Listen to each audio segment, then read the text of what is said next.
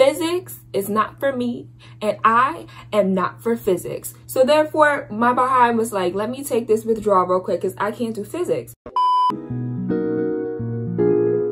Another banger. Make a phone, make a phone, phone, phone, make a call, make a keep a phone, phone, phone, your body. Hi everyone, welcome back to D Renee's The OT Chronicles.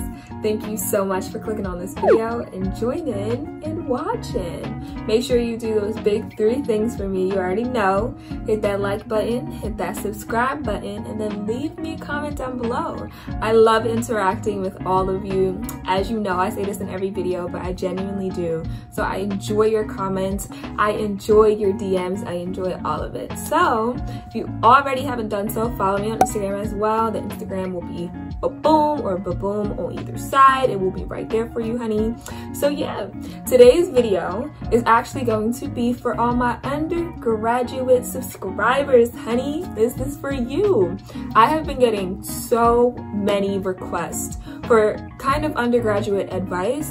So for students who are either starting as a freshman or for students who are completing their undergraduate right now through Zoom or in class, whichever one, I have been getting so many requests on like advice for what do you got to do in undergrad so that you can be successful for graduate school or be successful for occupational therapy school. So yeah, we're gonna get into it in this video. So make sure that you stay tuned and you just vibe out with us. Vibe out with the OT fam. Okay, so as you already know, iPad right here. So don't mind me if I'm looking down. I'm just trying to stay on track because I have noticed that you guys are really loving these advice videos. And I have tons of advice. I have been through it, been through the ringer. So I'm here to give you as much advice as I possibly can. So I have 5 things for you. 5 big old things. First thing I'm kind of going to talk about is basically becoming involved as a freshman or becoming involved as an undergraduate student. If you're a freshman watching this, then this is something that you really want to pay attention to. If you're already in your undergraduate career, you can do this as well. Like, even if you're a senior, you can still do this. Like, the school year just started, so you still have time to do these tips. But what I will tell you is this will require you to step outside of your comfort zone, okay? Because it's just gonna help you become a well-rounded individual for your graduate school you're applying to or your occupational therapy school you're applying to. So when I say become involved, I'm talking about like being an orientation leader or being an admissions ambassador or being a part of an e-board of a club or creating your own club. I'm talking about things like that. Like, you need to be involved on campus. You need to be doing something other than you going to class. Because when you apply to occupational therapy school, they're not just looking at your grades, like they're looking at everything. So everybody's smart, honestly. Everyone is smart. Everyone has done well in their classes if you're applying to occupational therapy school or a graduate school. It's more about what sets you apart from everyone else. So if you want to make a club about reptiles and then become the president of the club, boom, that sets you apart. If you want to make a club about fashion and you really enjoy fashion, start a club, start a chapter from like a different university. Like, get involved, do something, because that honestly will set you apart from everyone else. I'm gonna give you a couple examples of what I did. If you haven't seen my video of 7 tips for how to get into OT school, we'll pop that up for a card, so take a look at that too, because that has some great tips for you.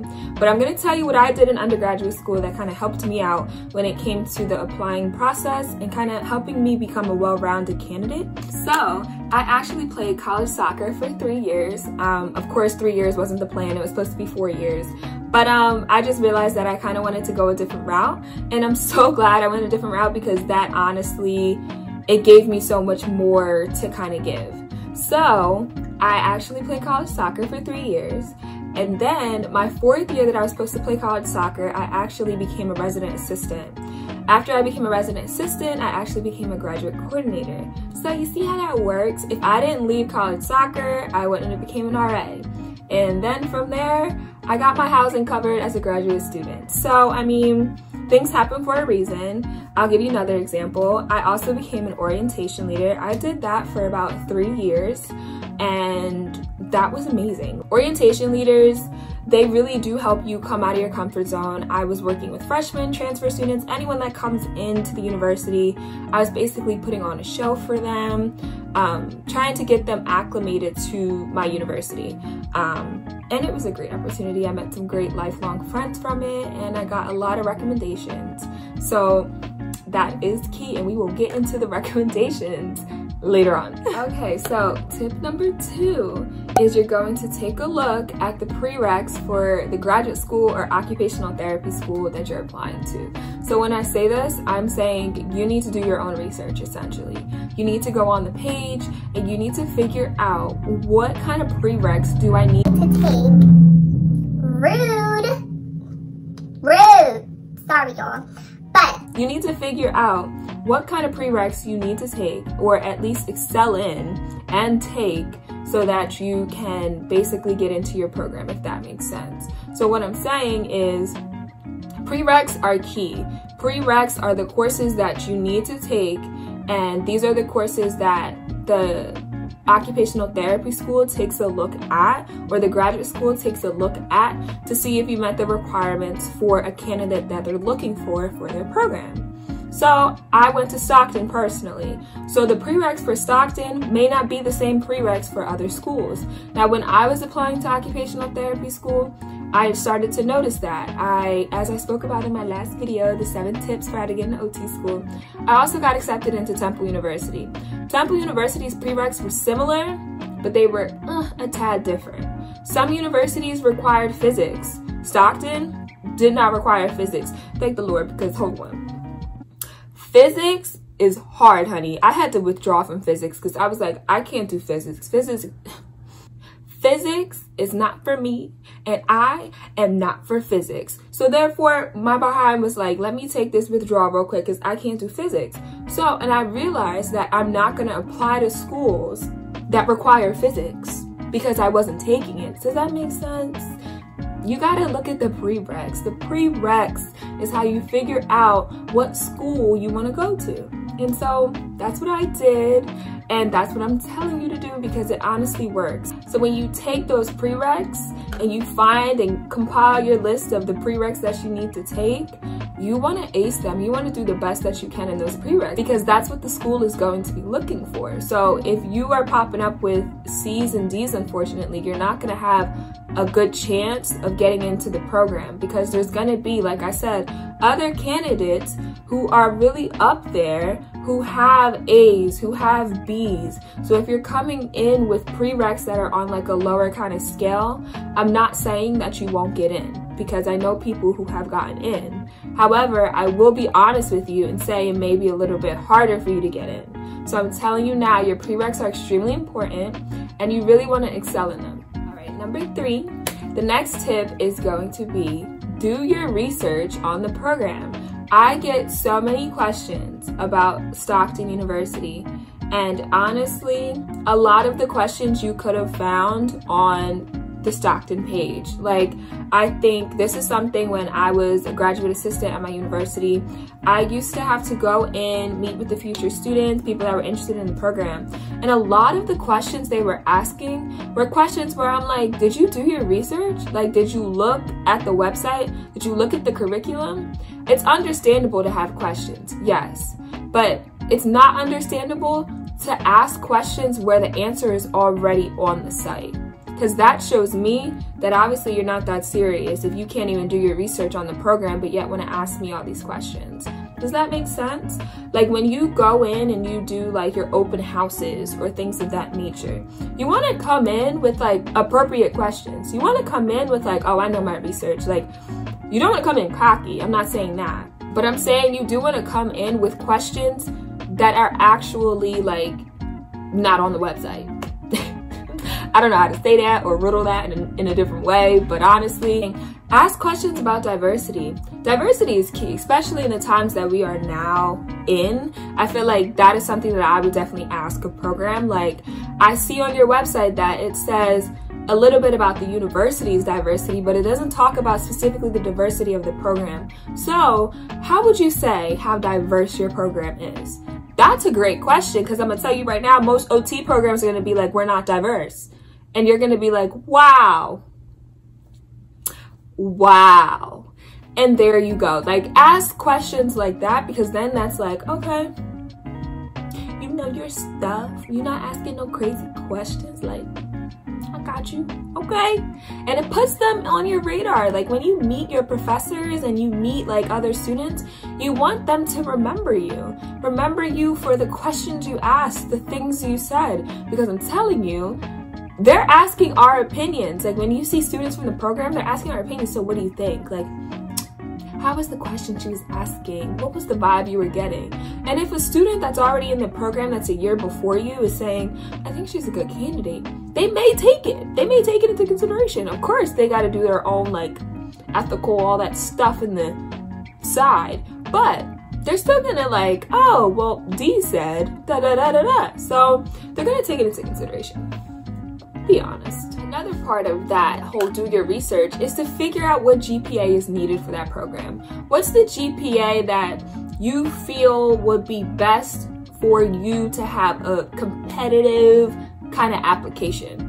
Honestly, when you look it up, every school is different. I know for Stockton, I think it was like above a 3.5, but I got in with a 3.7. So, and I know there's people in my class, like one of my closest friends had like a 3.98. She got in, of course. But I'm just saying, like, figure out that GPA, because the GPA, it holds a lot of weight, but it doesn't hold all the weight. So I don't want to kind of disappoint anybody with like a lower GPA. But I will say, if you can get your GPA up there, I would get your GPA up there, just to kind of add a little bit more competitiveness to your application. Right? Tip number 4, I kind of touched on this, but ask someone who already went in the program and went through the program for their advice. Like, I have noticed that people from Stockton or people who are interested in Stockton have reached out to me and they're asking me questions about the program because I already went through the program. Like, that makes sense. Like, if you have access to someone who has done what you want to do, wouldn't you want to ask them questions? I feel like that is such an appropriate thing to do. I personally love answering your questions. That's why I made this channel. I want to help as many people as I can.